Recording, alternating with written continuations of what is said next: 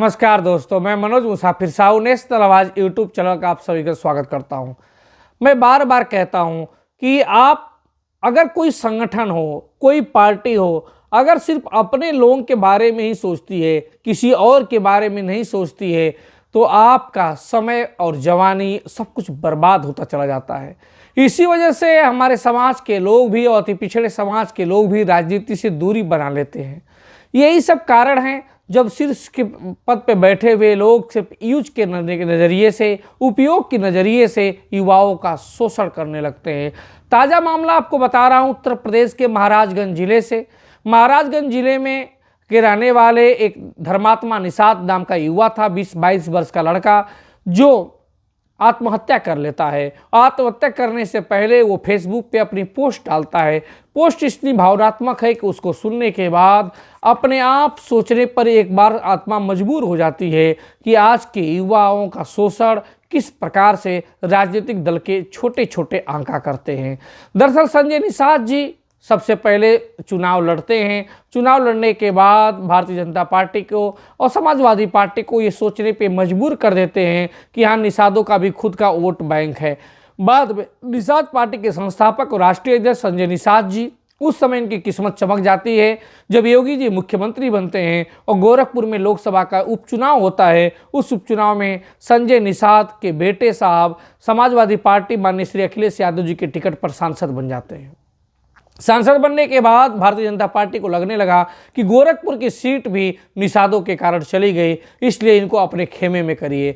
अपने खेमे में करने के लिए संजय निषाद जी को अपने साथ वो जोड़ लेती है। जोड़ने के बाद अब उनका बेटा भी भाजपा में शामिल हो जाते हैं और भाजपा में शामिल होने के बाद जब चुनाव होता है 19 में, तो उनकी सीट बदल के सतकबीरनगर से लड़ाया जाता है और वहाँ से वो सांसद बन जाते हैं और संजय निषाद को एमएलसी बनाकर मंत्री बना दिया जाता है। उनके एक बेटे को विधायक बना दिया जाता है।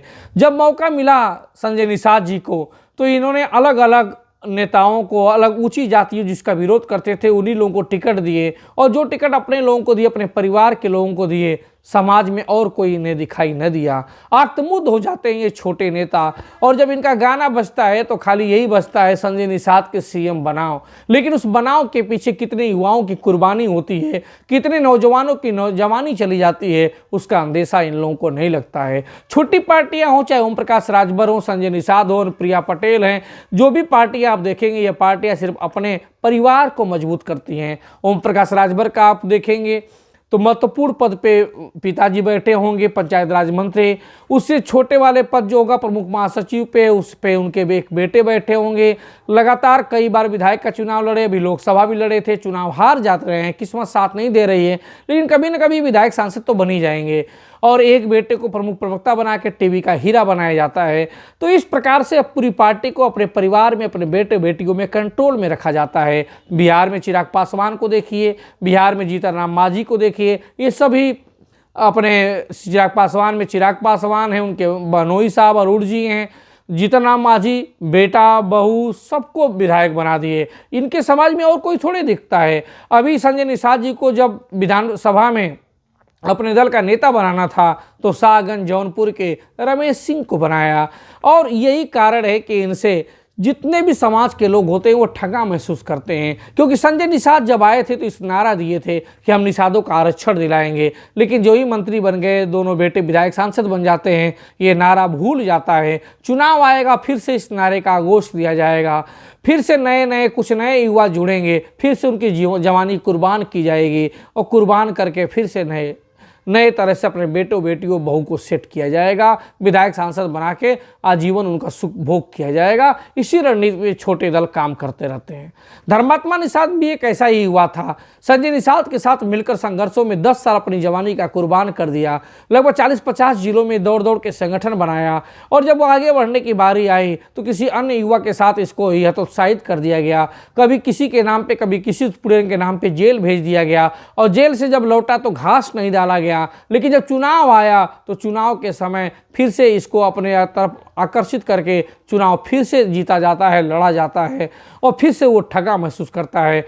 बार बार ठगने के बाद धर्मात्मा निषाद को यह याद आया कि मुझे तो अपने ही दोस्त, जो मेरे जिगरी दोस्त थे जयप्रकाश निषाद, उन्हीं के द्वारा मेरा राजनीतिक हनन कर दिया गया, राजनीतिक शोषण कर दिया गया। और शोषण करने वालों में जयप्रकाश निषाद के अलावा वो संजय निषाद का और उनके दोनों बेटे प्रवीण निषाद और सरवण निषाद का भी नाम लेते हैं। लेकिन सवाल एक निषाद पार्टी का नहीं है, सवाल एक राजभर पार्टी का नहीं है, सवाल एक मांझी पार्टी का नहीं है, सवाल एक चिराग पासवान की पार्टी का नहीं है। यह हर छोटे दलों में यही होता है। इसी वजह से तमाम समाज में भी जो युवा हैं वो युवा नहीं आ पाते हैं साथ में, और उनके परिवार के लोग भी साथ देने में और जाने देने में सोचते हैं, लेकिन हम कुंठित भावना से ग्रसित हो जाते हैं। इसी वजह से पिछड़े और अति पिछड़े समाज में वैचारिक क्रांति बहुत जरूरी है। वैचारिक जब तक क्रांति नहीं होगी हम एक दूसरे के शोषण ही होते रहेंगे। हमने भी देखा है, हम भी कहीं अगर जुड़े तो राजनीतिक या सामाजिक संगठनों में, तो सामाजिक संगठन हो, राजनीतिक संगठन हो, आपको आगे नहीं बढ़ाएगा, आपको आगे नहीं ले जाएगा। कोई कहेगा हम 10 साल से हैं, कोई कहेगा हम 20 साल से हैं, कैसे इनको आगे बढ़ा दे, वो आपको आगे नहीं बढ़ाएगा। लेकिन हाँ, आपको समय व्यतीत करना हो, गाड़ी में उसकी सीट खाली हो तो आपको बैठा के घुमाएगा फिराएगा, लेकिन आपको किसी बड़े लीडरशिप से ना तो मिलाएगा और ना ही आपको टिकट दिलाएगा, ना सांसद बनाएगा, ना मंत्री बनाएगा। इस बात को हर युवाओं को समझना चाहिए और युवाओं को समाज सेवा करना चाहिए, लेकिन अपने लेवल से करना चाहिए, ना कि किसी के पीछे पीछे पिछलग्गू बन के अपनी जवानी को कुर्बान करके।